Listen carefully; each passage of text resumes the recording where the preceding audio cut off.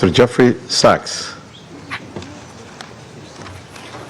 Mr. President, distinguished members of the Security Council, the issue before the Council today is not the character of the government of Venezuela.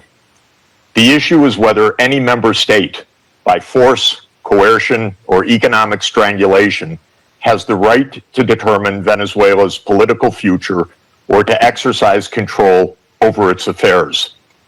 This question goes directly to Article 2, Section 4 of the United Nations Charter, which prohibits the threat or use of force against the territorial integrity or political independence of any state. The Council must decide whether that prohibition is to be upheld or abandoned.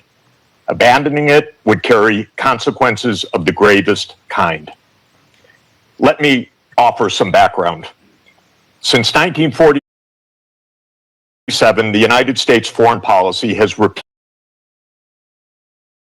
repeatedly employed force, covert action, and political manipulation to bring about regime change in other countries.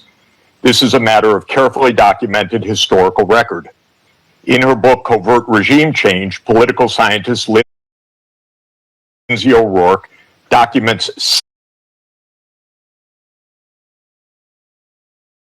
70 attempted U.S. regime change operations between 1947 and 1989 alone. These practices did not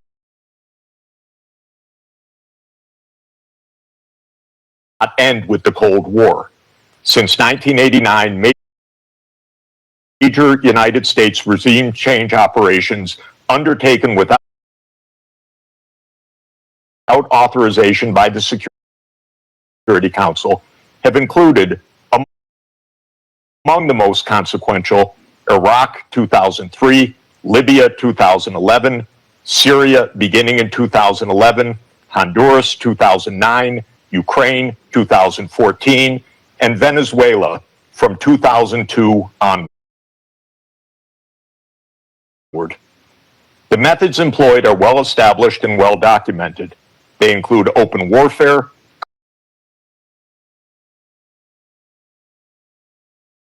covert intelligence operations, instigation of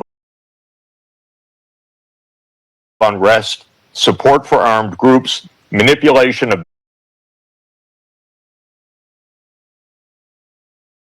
mass and social media, bribery of military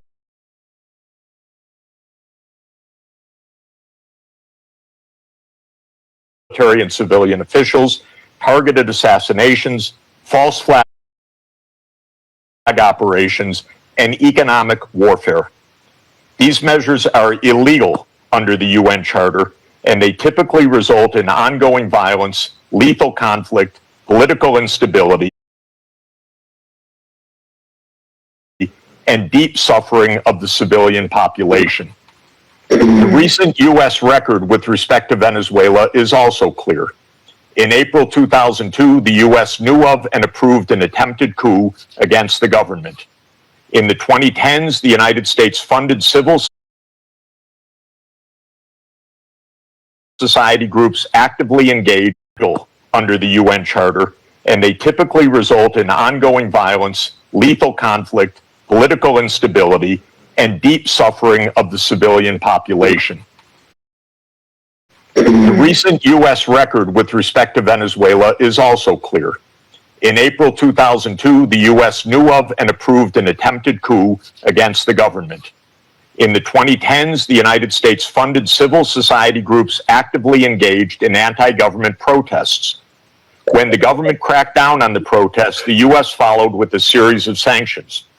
In 2015, President Barack Obama declared Venezuela to be, and I quote, an unusual and extraordinary threat to the national security and foreign policy of the United States.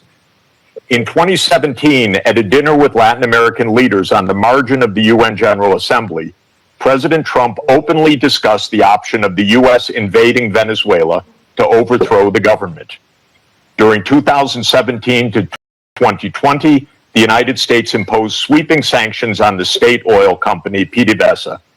Oil production fell by 75% from 2016 to 2020, and the real GDP per capita declined by 62%.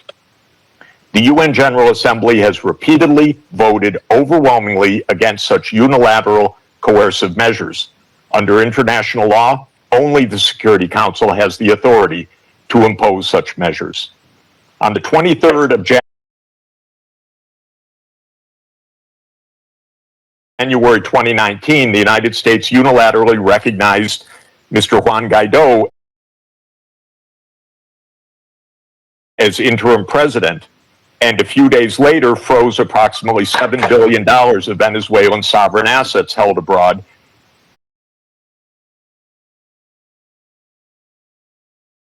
and gave the designated authority over certain of these assets. These actions form part of a continuous U.S. regime change effort spanning more than 2 decades. In the past year, the United States has carried out bombing operations in 7 countries, none of which were authorized by the UN Security Council, and none of which were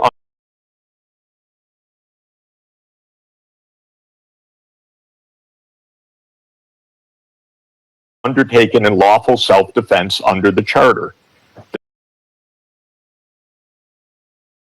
The targeted countries include Iran, Iraq, Nigeria, Somalia, Syria, Yemen, and now Venezuela. In the past month, President Trump has issued direct threats against 6 UN member states, including Colombia, Denmark, Iran, Mexico, Nigeria, and of course, Venezuela.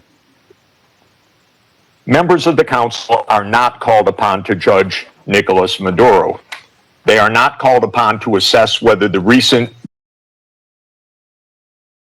U.S. attack and ongoing naval quarantine results in freedom or in subjugation.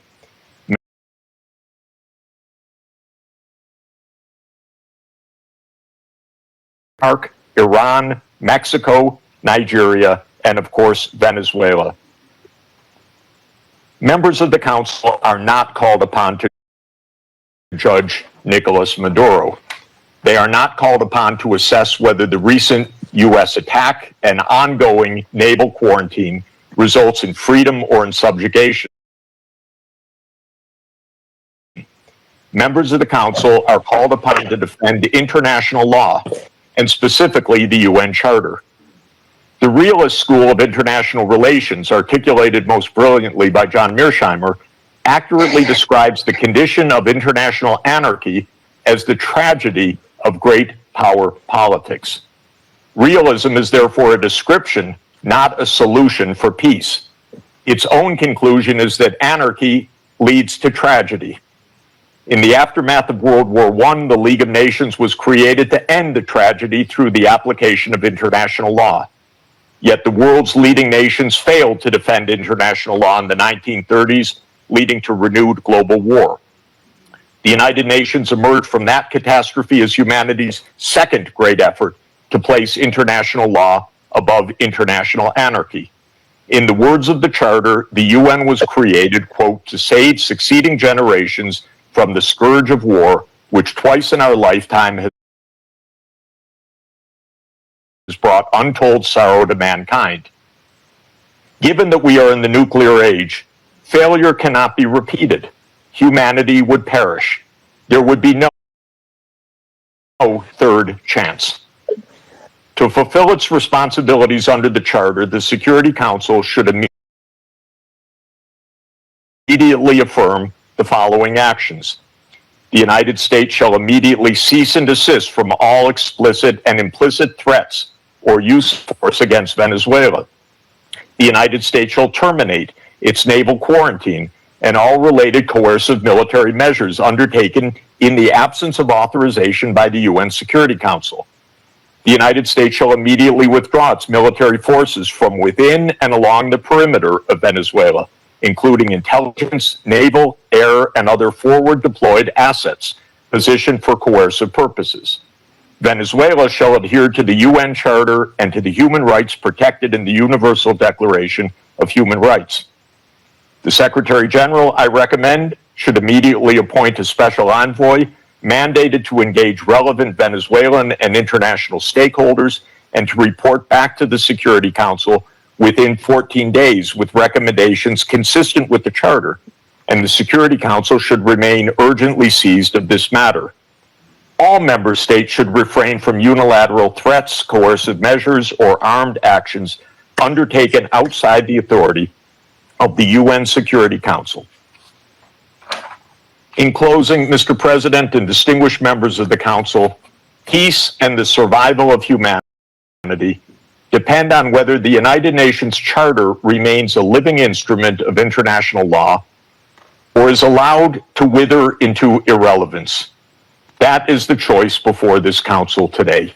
Thank you very much.